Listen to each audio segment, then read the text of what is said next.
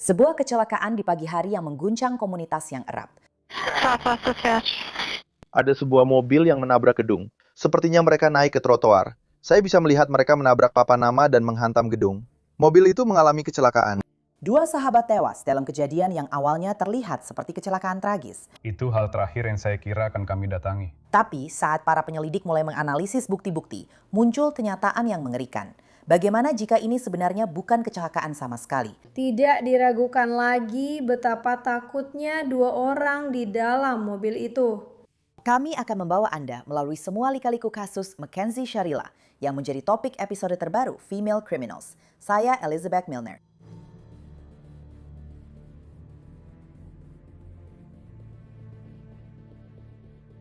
Episode ini membawa kita ke Strongsville, Ohio, sebuah kota yang berjarak sedikit lebih dari 20 mil dari Cleveland. Di sanalah kita bertemu dengan Mackenzie Sharila yang berusia 17 tahun. Mackenzie adalah seorang siswi di Strongsville High dan di sanalah dia juga bertemu dengan pacarnya, Dominic Russo. Suatu hari, aku mencoba menyiapkan urusanku. Aku punya endap waktu. Pada musim panas tahun 2022, Dominic baru saja lulus dari sekolah menengah. Seperti banyak remaja lainnya, tampaknya Dominic sedang berusaha membangun reputasinya. Kabarnya dia bekerja di beberapa pekerjaan, termasuk menjalankan lini pakaian. Tapi masalah mulai muncul dalam hubungannya dengan Mackenzie. Ada banyak hal yang terjadi di bawah permukaan. Seperti, kenapa aku harus membiarkan kamu masuk ke rumah kalau kamu putus denganku dan mengancam akan merusak barang-barangku? Seperti, kamu bahkan tidak akan merusak pintunya. Or if you do not let me in the house. Kamu akan menggores mobilku kalau aku tidak membiarkanmu masuk? Kalau kamu tidak membiarkanku masuk ke rumah, iya. Apa nih? Iya, aku tahu. Jadi biarkan aku masuk ke rumah. Bukan, maksudku, kenapa? Kenapa kamu nggak bisa setidaknya tenang sebentar saja? Kamu nggak akan merasa nyaman. Aku tenang. Aku rasa kamu gak berhak memutuskan itu dengan tingkah anehmu begitu. Kamu benar-benar mengancam dengan masalah traumamu. Kamu benar-benar mengancam. Sampai-sampai menggores mobilku dan segala macam. Kenapa dia mengancam? Tom, aku akan memberimu satu kesempatan terakhir untuk membuka pintu. Aku akan pergi dan lakukan apa yang sudah kukatakan akan kulakukan. Mackenzie dikenal memiliki temperamen yang buruk. Hubungannya dengan Dominic selama bertahun-tahun dipenuhi dengan putus nyambung, putus lagi, lalu balikan lagi. Kenzie, aku nggak bisa buka pintunya. Aku nggak bisa duduk di sini dan bertengkar. Kita harus pergi makan malam, ketemu kakek nenekku. Aku nggak bisa. Kamu gak buka pintunya, aku kasih tahu kamu sekarang juga. Terus apa? Apa yang bakal terjadi? Apa maksudmu? Aku baru saja memberitahumu apa yang terjadi. Kamu tidak akan ikut makan malam. Kamu tidak akan pergi makan malam. Apa maksudmu? Kamu tahu persis maksudku. Kamu tidak tahu persis maksudku. Kamu akan buka pintu ini sekarang juga, atau akan ada masalah serius. Aku tidak mungkin tahu. Maksudku, kamu tidak bisa terus bertengkar. Kamu tidak bisa terus mengancam. Maksudku, Aku tidak bisa buka. Kamu tidak bisa terus mengusirku dari tempat yang kamu bilang adalah rumahku. Kenzie, aku mengusirmu. Kamu sudah mengambil semua barangmu dan bilang kita sudah selesai. Aku tidak bilang kita sudah selesai. John? Oke, siap. Aku akan menghitung waktumu. Pintu akan terbuka ya. Kamu akan membuka pintunya. Berhenti bersembunyi di balik pintu, seperti anak kecil. Siap? 1, 2, 3, Kenzie, aku tidak bisa membuka pintunya. 4. Oke, aku akan merusak sesuatu. Bagi sebagian orang, ini jelas merupakan hubungan yang beracun. Tapi Dominic dan Mackenzie memutuskan untuk melangkah ke tahap berikutnya. Pada akhir tahun 2021, mereka sudah tinggal bersama. Namun beberapa bulan kemudian, satu orang ditemukan tewas dan yang lainnya didakwa atas pembunuhan tersebut. Pada tanggal 30 Juli 2022, Mackenzie, Dominic, dan teman Dominic, Davian Flanagan, semuanya menghadiri pesta kelulusan bersama-sama. Mari kita dengarkan wawancara polisi dengan Kelly Fraja, yang menjadi tuan rumah pesta kelulusan pada 30 Juli itu. Davian meminta untuk datang, dan aku ingat Kenzie sudah memintaku beberapa waktu lalu.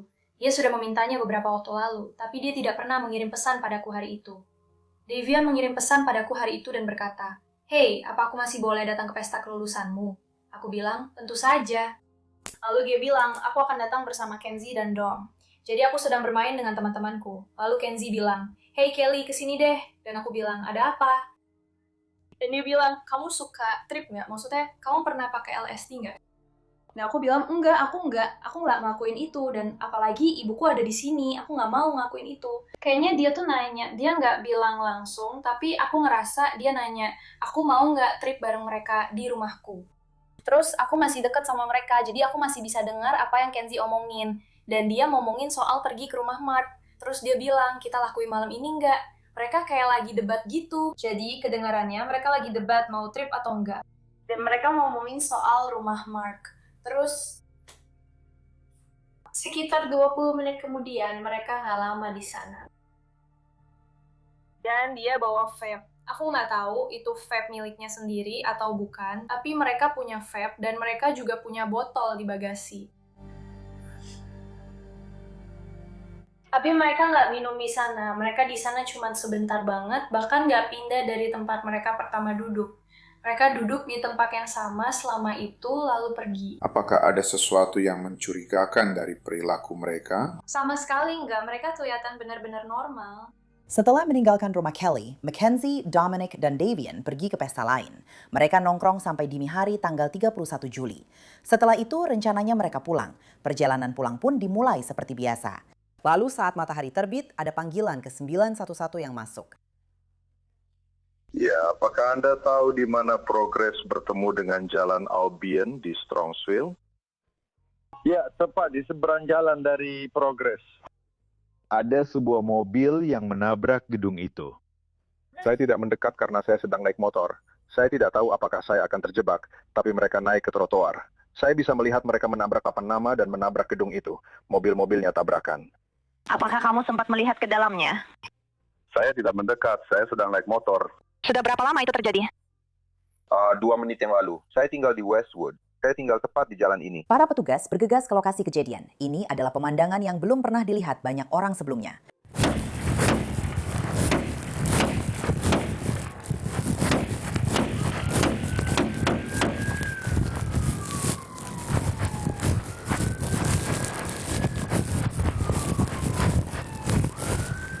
Radio, kami punya setidaknya 2 orang di sini. Tidak ada yang bergerak. Ya Tuhan. Ya Tuhan. Ada 3 teman-teman. Radio, you're wrong. Tidak ada yang sadar. Tidak ada yang bernapas. Dorong jendela itu keluar.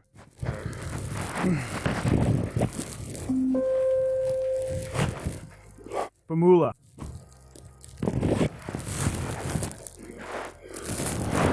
Ya ampun, bro.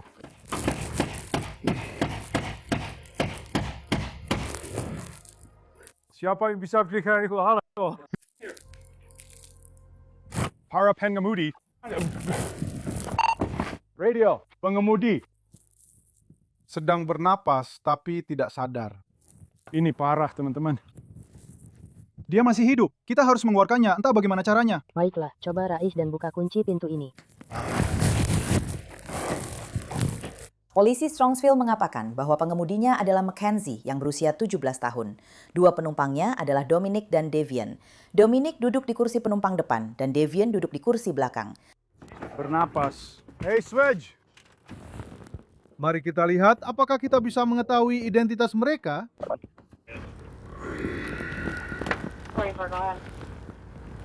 Apakah mereka terlihat lebih muda? Tidak dengan unit yang lain. Oh iya, mereka semua cukup muda.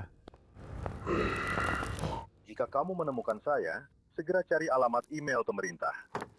Aku tidak merasakan apa-apa. Rasanya ini tidak palsu. Dia bernapas. Aku melihat perutnya. Ada sedikit ekspresi. Oh, iya. Ya. Kita punya 2 yang sudah pergi. Ya.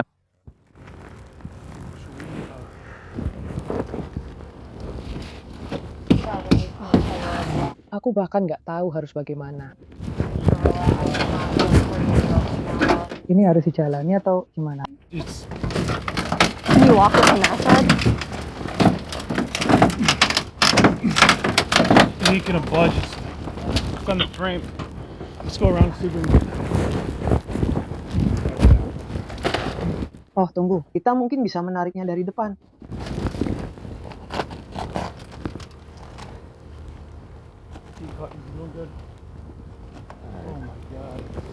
Sersan, kami siap mencoba mengeluarkannya. Oh bro, aku nggak tahu bisa atau enggak. Tunggu saja sampai Regu datang ke sini. Dia sedang menjepitnya. Ya Tuhan. Dia bernapas. Dia bernapas. Dia bernapas. Coba jangkau dia dan balikan dia.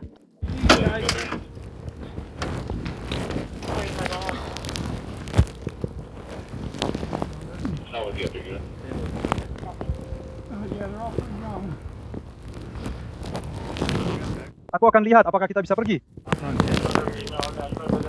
Aku tidak merasakan apa-apa. Aku tidak merasakan denyut nadi pada pria ini. Aku tidak merasakan denyut nadi pada yang satu ini, teman-teman. Kita sudah pasang 2 defibrilator.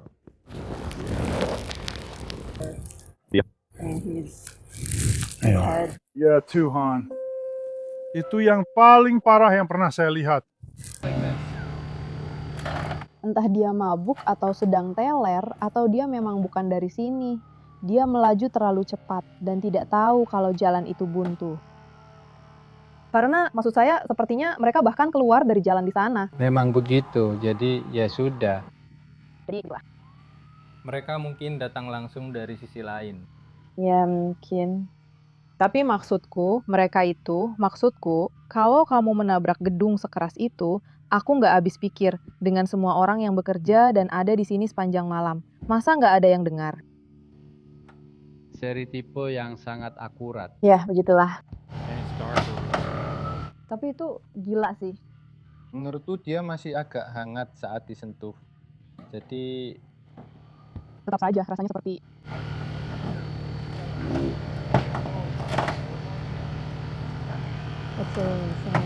Petugas dan pemadam kebakaran menarik Mackenzie keluar dari mobil. 21 akan pergi. Sebentar lagi kembali. Ini akan jadi hari yang baik. Semoga harimu menyenangkan. Aku di 31. Aku akan pergi. Aku dapat 2131. Mereka bilang bahwa ada. Tanaman di Colorado. Ngomong ngalong itu nggak masuk akal. Siapa namamu di sini? Mackenzie, oke. Dia dilarikan ke rumah sakit, tapi baik Dominic maupun Davion dinyatakan meninggal. Apakah itu teriakan saksi? Bukan, mereka hanya lewat pagi ini jam 6 dan melihat mobilnya di sini. Kami tidak tahu kapan kejadiannya, mungkin terjadi semalam. Tidak tahu dari mana mereka berasal. Tidak, mereka pasti baru saja lewat progres ke arah sini. Waktu panggilan, waktu kematian. Tubuhnya masih hangat saat disentuh. Hangat-hangat. Baiklah. Jam berapa kematiannya? Pukul 6.44. Untuk keduanya? Ya.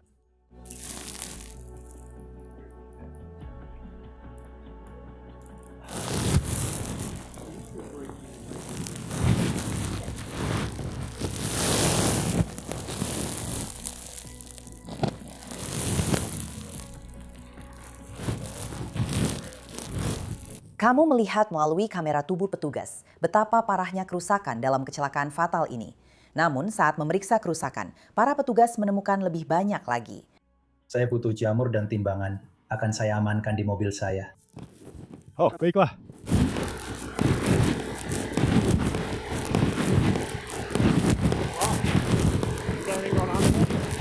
Ya, ganja, jamur, jamja, dan jamur. Aku akan bicara soal koktail. Mereka juga selalu ada di teluk itu. Bukan berarti kita bisa. Mesinnya masih cukup hangat, jadi tidak bisa terlalu lama. Oh, itu lebih baik. Dalam beberapa jam. Ya, maksudku.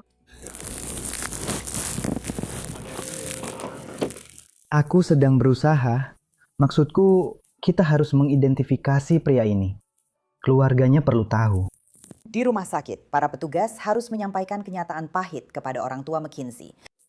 Dave, apa yang mereka katakan padamu? Dia dia diterbangkan ke sini dengan helikopter medis. Ya, aku tidak tahu soal itu. Oke. Tidak. Ya ingin duduk, ya Tuhan. Tunggu, kenapa Salis Progress ada di Alameda? Mobil menabrak gedung. 2 orang meninggal di dalam kendaraan. Putrinya yang mengemudi. Siapa yang meninggal? Saya tidak tahu siapa mereka, tapi ada satu yang belum kita kenal. Namanya Jacob. Ada yang kenal Jacob? Tidak, berhenti. Jangan bicara. Teman-teman. Aku tahu, kita sudah menghadapi ini. Putrimu baik-baik saja. Dia sedang berbicara dengan kami. Aku akan bicara dengannya. Oke, putrimu masih hidup. Oke. Putrimu masih hidup. Dia yang mengemudi. Oke. Siapa itu? Jacob dan Hill. Kurasa, tadi kamu bilang namanya siapa? Dom. Mungkin saja. Oh, ya Tuhan, berhenti. Apa hubungannya dengan dia? Oke. Ya, lalu Dom ada di dalam mobil. Apa? Kamu bercanda? Bu. Itulah posisi kita saat ini. Oke.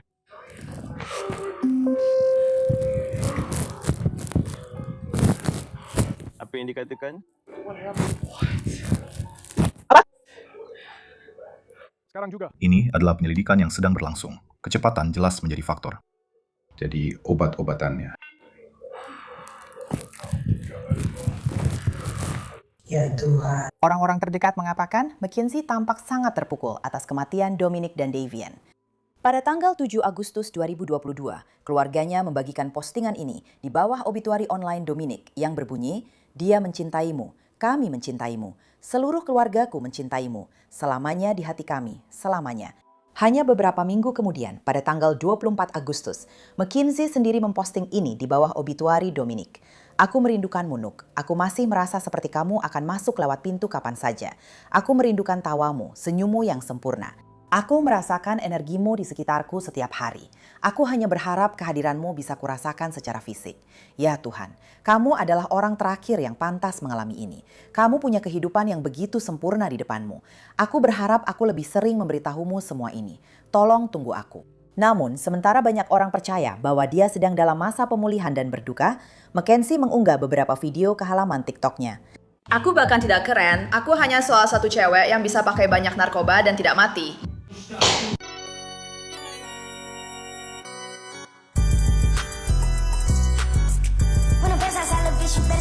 Keluarga Dominic mulai menyuarakan kekhawatiran tentang beberapa tanda bahaya yang mulai mereka perhatikan. Mari kita dengarkan sebagian wawancara Christine Russo. Dia adalah ibunya Dominic. Pada titik ini, kami sedang menunggu hasil tes darah untuk melihat apakah ini terkait OV atau sesuatu yang lain. Sekarang, ketika Anda dan saya berbicara pertama kali, Anda mengatakan bahwa Anda pikir ini bukan hanya soal OV, bahwa ada sesuatu yang lain. Dia baru saja memberitahu saya beberapa hari yang lalu bahwa mereka sudah muak.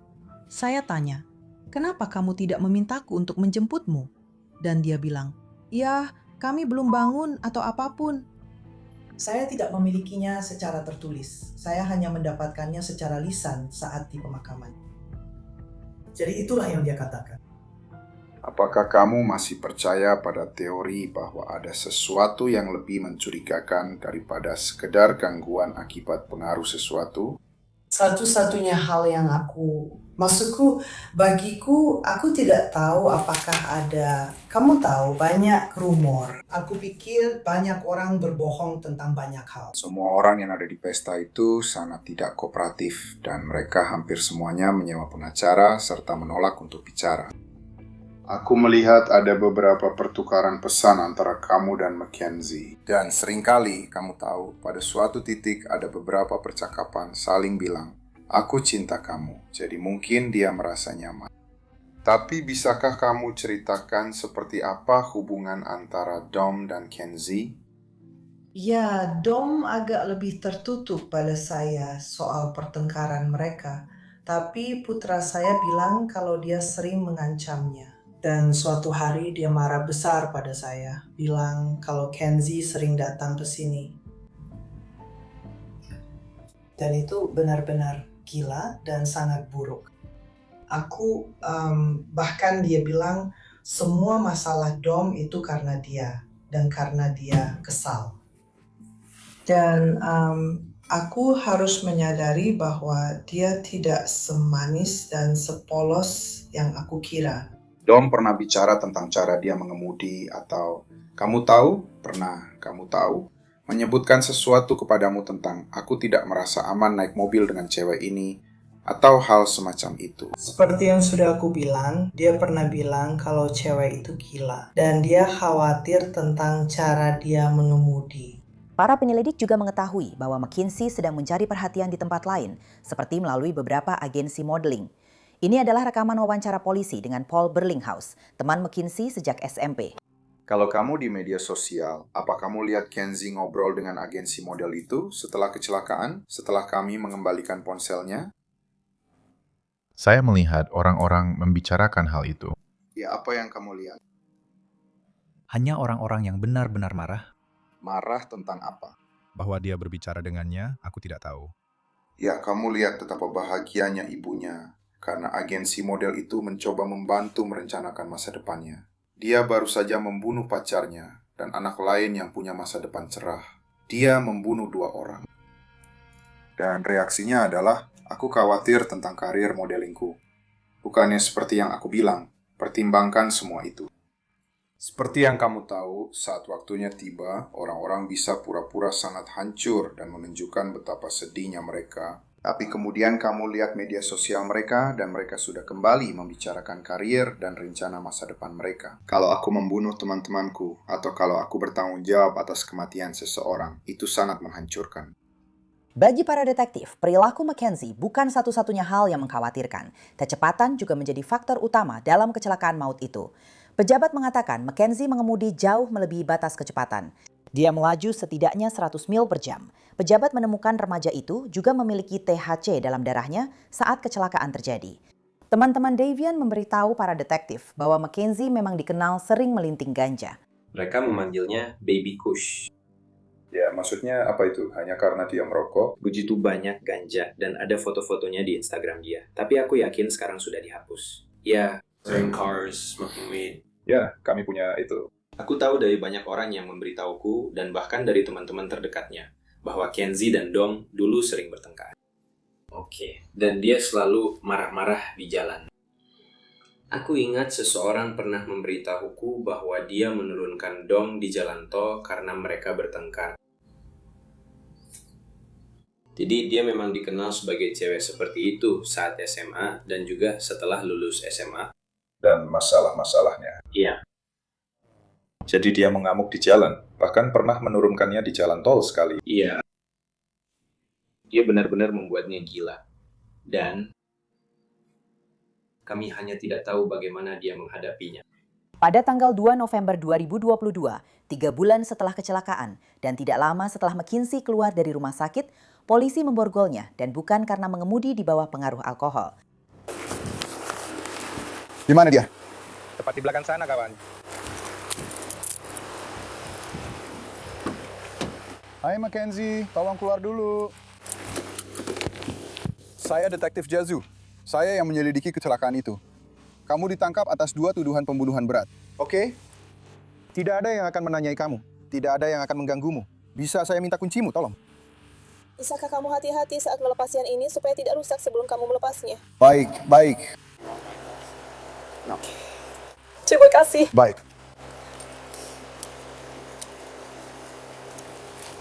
Oke, tetap letakkan tanganmu di sini.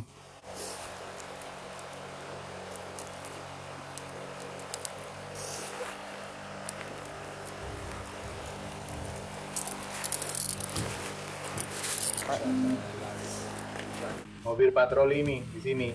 Sebenarnya dia yang mengeluarkan dia dari mobil, bukan kami. Apakah kamu punya sesuatu yang belum aku temukan? Hari yang baik, semoga.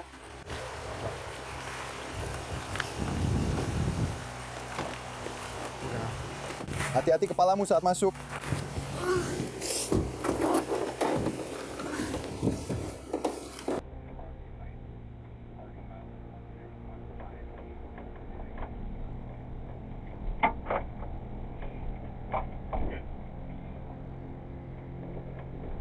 Momen-momen ini dari kamera tubuh dan dari dalam mobil patroli baru saja dirilis pada tahun 2025.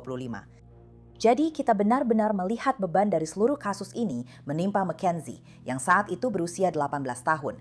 Dan ini mungkin tempat yang tidak pernah ia bayangkan akan ia alami.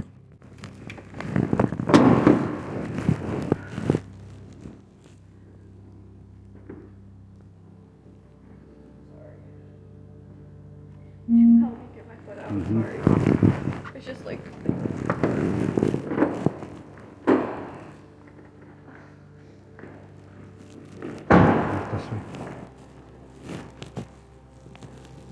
Stand right by that black mat.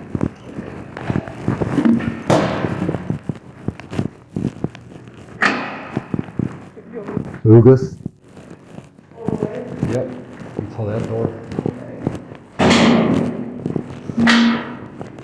Step on that yellow line. And just face the wall. Apa yang kamu lakukan, Mackenzie? Oke, Mackenzie, aku akan melepas borgolmu. Aku butuh semua perhiasan dan segala sesuatu dari Paman Crane. Aku tidak bisa memakai satu pun dari itu. Tidak, aku harus melepasnya selagi kamu masih di penjara sekarang. Grand jury mendakwanya dengan belasan tuduhan, dan jaksa penuntut tampak yakin bahwa ada bukti yang sangat kuat bahwa kecelakaan itu disengaja. Negara bagian mengetahui bahwa Mackenzie telah mengancam akan membunuh Dominic, dan mereka bahkan menduga ia juga ingin membunuh dirinya sendiri. Dalam waktu 1 tahun, kasus ini akan disidangkan, bukan di depan dewan juri, seperti yang mungkin biasa dilihat sebagian orang. Keputusan ini sepenuhnya akan ditentukan oleh hakim dalam apa yang disebut sidang tanpa juri. Menurut dokumen pengadilan, kami mengetahui bahwa hakim mengunjungi beberapa lokasi di sepanjang rute yang dilalui oleh Mackenzie, Dominic, dan Davian.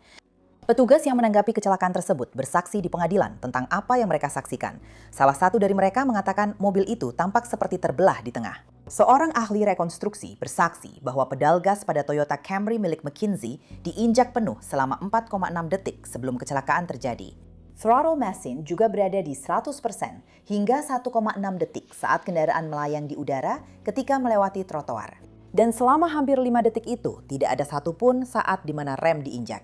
Namun pengacara Mackenzie memberikan penjelasan medis yang bisa menjelaskan kecelakaan fatal tersebut.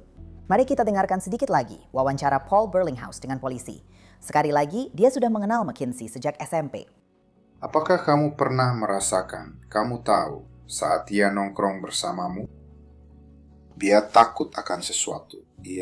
Kamu tahu, ada masalah mental seperti depresi. Kamu tahu, dia pernah bilang dia benci hidup. Dia punya gangguan POTS. Saya pikir itu namanya, yang bisa membuat orang pingsan. Saya tahu itu yang dibicarakan ibunya. Kapan ibu dong pergi? Waktu saya mengunjunginya di rumah sakit. Jadi setelah itu? Setelah itu. Berapa kali? Kamu sudah bicara dengan Kenza sejak kecelakaan itu? Aku hanya sempat menemuinya sekali. Kamu sempat menemuinya sekali? Iya. Bagaimana keadaannya? Dia tidak bahagia di rumah sakit. Maksudku, kesan yang kudapat setelah 2 kali mengunjunginya adalah dia sepertinya tidak terlalu peduli bahwa dia membunuh pacarnya dan satu pria lain. Kamu juga merasakan hal yang sama. Saat aku masuk, dia benar-benar hancur. Dia benar-benar terpukul. Dan dia tidak berhenti membicarakan hal itu. Seolah-olah dia hanya mau bicara tentang itu saja. Meskipun ada teori yang diperkenalkan di persidangan bahwa kondisi POTS-nya bisa saja menyebabkan kecelakaan itu, seorang penyelidik dari Biro Kendaraan Bermotor Ohio memberikan kesaksian. Mackenzie tidak mencatat kondisi itu saat mengajukan izin sementara pada tahun 2022, setelah mengalami kecelakaan beberapa bulan sebelum kematian Dominic dan Davian. Seperti hak semua terdakwa, Mackenzie memilih untuk tidak memberikan kesaksian membela dirinya sendiri selama persidangan. Adapun putusan hakim dalam kasus ini bersalah atas semua dakwaan. Sekarang tanggal 21 Agustus 2023, hari di mana Mackenzie akan mengetahui nasibnya. Hari-hari pembacaan vonis selalu penuh emosi, bukan hanya bagi terdakwa, tetapi juga bagi keluarga korban yang akhirnya mendapatkan kesempatan untuk menyampaikan perasaan mereka. Sebagian besar kasus ini berkaitan dengan Mackenzie dan Dominic, serta pasang surut hubungan mereka. Namun ada orang lain yang juga menjadi korban Mackenzie. Putra saya, Davion, adalah dan akan selalu menjadi jauh lebih dari sekadar kargo. Dia sangat berharga. Dia adalah pribadi yang luar biasa dan berhati emas. Dia memberikan kepada dunia apa yang paling ia inginkan dalam hidupnya sendiri. Cinta. Jenis cinta yang akan menyelamatkan seorang teman di tengah malam tanpa banyak tanya. Jenis cinta yang akan melindungi orang lain dan menghormati mereka. Dia mudah berteman dengan senyumnya yang menular. Dia adalah seorang atlet berbakat. Dia punya rencana untuk masuk sekolah barber dan membuka tokonya sendiri. Putra saya tidak memiliki kelompok teman tertentu, tetapi justru menjadi teman bagi semua orang. Dia selalu berusaha menunjukkan kasih sayang dan kebaikan kepada orang lain, termasuk mereka yang sering disisihkan oleh masyarakat. Mereka yang kurang beruntung, yang memiliki tantangan perkembangan, yang sedang menderita, dan yang tidak dihargai. Davion memastikan bahwa setiap orang yang ditemuinya tahu bahwa dia benar-benar mengakui dan menghargai mereka, dan bahwa mereka layak mendapatkan waktunya. Davion dan anak-anakku telah mengalami lebih dari cukup patah hati, kesulitan, dan kehilangan. Davion diadopsi bersama saudari-saudarinya saat berada dalam pengasuhan keluarga asuh. Mereka adalah saudara kandung. Kami merasa terhormat telah dipilih untuk menjadi orang tua mereka. Kepergian Davion Markel Flanagan sangat berat bagi saya. Kami telah melalui segalanya bersama sejak hari pertama. Davion adalah seperti kakak laki-laki bagi saya dan adik perempuan saya, Dahlia. Kami semua diadopsi bersama pada tahun 2012. Setelah Davion meninggal, banyak trauma dan luka lama muncul dalam hidup saya, membuat saya sulit untuk sembuh dari peristiwa traumatis ini. Damon bukan hanya kakak bagi saya, tapi juga panutan dalam banyak hal. Dia adalah orang yang paling saya percaya karena dia membuat saya merasa aman. Dia mengajarkan saya pentingnya menghargai setiap momen dan menikmati hidup. Kenangan kami sangat membekas, tapi kehilangannya membuat saya menyadari betapa berharganya hidup. Saya merasa seolah-olah saya tidak bisa melangkah maju. Saya ingin Anda memberikan hukuman yang paling lama untuk Mackenzie. Saya sudah mengenalnya selama kurang lebih 3 tahun, dan karena dia selalu memilih jalan yang mudah, Keluarga Dominic Russo juga tidak berbasa-basi ketika membicarakan Mackenzie. Tidak ada yang menginginkan ini menjadi sebuah pembunuhan. Atau untuk menghukum Mackenzie Shirilla atas kecelakaan ini. Tapi ini bukanlah kecelakaan mobil. Bukti dan ilmu pengetahuan membuktikan bahwa Mackenzie Shirilla membunuh putra saya Dominic serta Davion. Tidak ada rekayasa dalam kasus ini, seperti yang ingin diumumkan oleh keluarga Shirilla. Saya ingin berterima kasih kepada Departemen Kepolisian Strongsville dan negara bagian Ohio karena telah mencari kebenaran di balik kecelakaan ini. Berkat mereka, kita semua tahu apa yang terjadi di dalam mobil itu hari itu. Yang tidak kita ketahui adalah alasannya. Setiap hari aku berharap bisa mengubah semua ini. Aku kehilangan 3 anak dalam kecelakaan itu. Tak sedetik pun berlalu setiap hari tanpa aku memikirkan putraku, juga Davion. Hatiku hancur selamanya. Mackenzie Shirilla punya pilihan. Dom dan Davion tidak punya pilihan. Kita semua ditinggalkan di sini untuk berduka. Tapi apa yang telah direnggut dari Dave, Tom, Nick, dan Davion tidak akan pernah bisa dipulihkan dengan cara apapun. Atau dengan hukuman apapun. Hari yang baik. 31 Juli 2022, mereka menelpon Ibu Mackenzie yang histeris karena kehilangan putraku dan Davion. Saya tahu Mackenzie sedang di rumah sakit, dan hal pertama yang dikatakan kepada saya adalah, "Oh, tolong jangan dengarkan apa yang orang-orang katakan di Facebook." Iya, anak laki-laki saya sudah meninggal. Teman laki-lakinya sudah meninggal. Dan aku sedang mencari tahu kabar anakmu. Ya, media sosial adalah hal yang penting. Media sosial telah menjadikan hidup Mackenzie seperti permainan, dan sekarang menjadikan tragedi yang memilukan ini sebagai permainan juga. Tidak ada yang bisa membayangkan rasa sakit kehilangan seorang anak, kecuali mereka yang pernah mengalaminya sendiri. Rasa sakit itu akan selalu ada selamanya. Waktu tidak akan menyembuhkan luka ini. Mackenzie, kamu akan masuk penjara karena kamu melakukan ini. Bersyukurlah kamu masih hidup dan masih punya masa depan, apapun itu. Dom dan Davion dirampas masa depannya, harapan, dan impian mereka. Mackenzie tidak menunjukkan belas kasihan pada Dominic, begitu juga pada Davion. Hanya Tuhan saat ini yang bisa mengasihani jiwanya. Jaksa mengecam kurangnya penyesalan Mackenzie setelah kecelakaan itu. Mereka mengatakan perilakunya, seperti dalam video di media sosialnya, adalah salah satu dari banyak contohnya. Aku bahkan tidak keren. Aku hanya salah satu dari gadis-gadis yang bisa memakai banyak narkoba dan tidak mati. Punya tubuh seperti pil up, punya tubuh seperti boneka. Tidak peduli jika kamu pikir aku bodoh, aku sama sekali tidak peduli. Tak lama setelah keluar dari rumah sakit, polisi menerima video tambahan tentang terdakwa dari kursi rodanya saat dia menghadiri konser di kawasan The Flats. Dan sekali lagi yang mulia, saya mengajukan ini ke pengadilan untuk menunjukkan betapa mengejutkannya kurangnya penyesalan. Ini adalah sesuatu yang dipertontonkan saat penyelidikan masih berlangsung sebelum dia didakwa dan ditangkap pada bulan November tahun lalu. Dan inilah hal-hal yang sampai ke polisi dan menunjukkan betapa mengejutkannya kurangnya penyesalan. Ditambah dengan fakta bahwa terdakwa dilaporkan mengemudikan mobil tak lama setelah kejadian ini, bahwa dia terlihat di Strongsville lagi sedang mengendarai mobil. Meskipun ibunya bersaksi bahwa dia kadang-kadang merasa pusing karena suatu kondisi yang mengharuskannya minum pil garam. Atau meskipun faktanya adalah ibunya yang memberikan mobil yang digunakan olehnya untuk mengambil nyawa Dominic dan Davian. Yang Mulia, saya hanya ingin mengajukan satu permohonan lanjutan untuk Yang Mulia. Terima kasih banyak.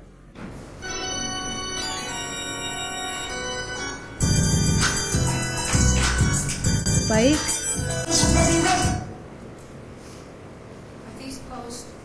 Ini di Halloween tahun lalu, jadi ini setelah kecelakaan, tepat sebelum dia didakwa pada bulan November. Ibu Mackenzie, Natalie, memohon keringanan bagi putrinya.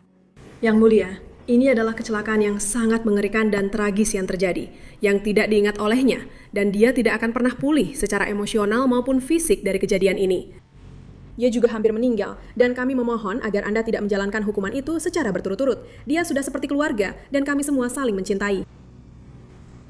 Pagi hari saat kecelakaan itu terjadi, dia menelpon. Saya mendapat telepon bahwa ada kecelakaan mobil. Jadi kami pergi ke rumah sakit, dan saya bahkan tidak tahu siapa yang ada di dalam mobil itu. Namanya belum dikonfirmasi saat itu. Dan saya merasa ingin menangis, karena saya sangat merindukannya. Kami sangat menyayanginya. Saya memohon keringanan hukuman karena ini adalah kecelakaan tragis yang bahkan tidak dia ingat. Dan Davian, dia adalah teman baru. Saya benar-benar minta maaf. Tidak. Tidak, ya Tuhan, tidak, sama sekali tidak.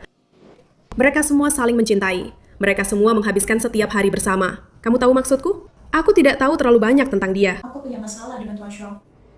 Maaf? Bukankah itu bagian dari masalahnya? Bahwa mereka semua saling percaya?